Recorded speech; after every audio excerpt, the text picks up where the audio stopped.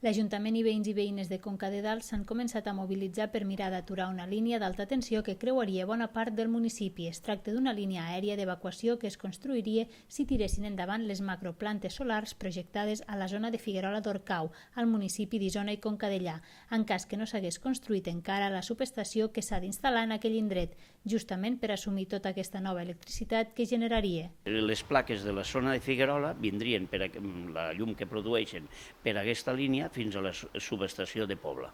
No rotund perquè tenim moltes línies que creiem que potser estan desaprofitades i es podrien fer servir aquestes línies per evacuar i no cal fer una altra línia.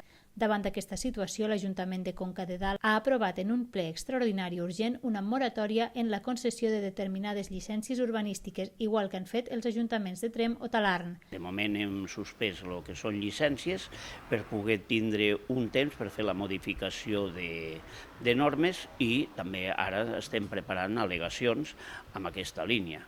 Conca de Dalt està saturada de línies d'alta tensió, en aquest moment en tenim 8. I concretament el poble de Sant Martí té 2 línies d'alta tensió a uns 150 metres i aquesta fora la tercera que passa pel costat.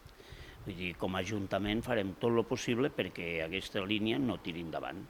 La paralització de llicències, però, no afectarà els particulars que es vulguin posar plaques solars a casa o aquelles granges que vulguin fer una instal·lació per a ús propi. A banda d'aquesta acció, tant l'Ajuntament com els comuns de veïns dels diferents pobles afectats i els veïns i veïnes a títol personal ja han començat a recollir i a presentar al·legacions contra la línia. Els darrers dies s'han produït reunions informatives a diferents pobles i hi ha temps per presentar les al·legacions fins al pròxim 19 d'agost. A banda, els darrers dies també ha aparegut una pintada en contra de la línia a la carretera d'Aramunt.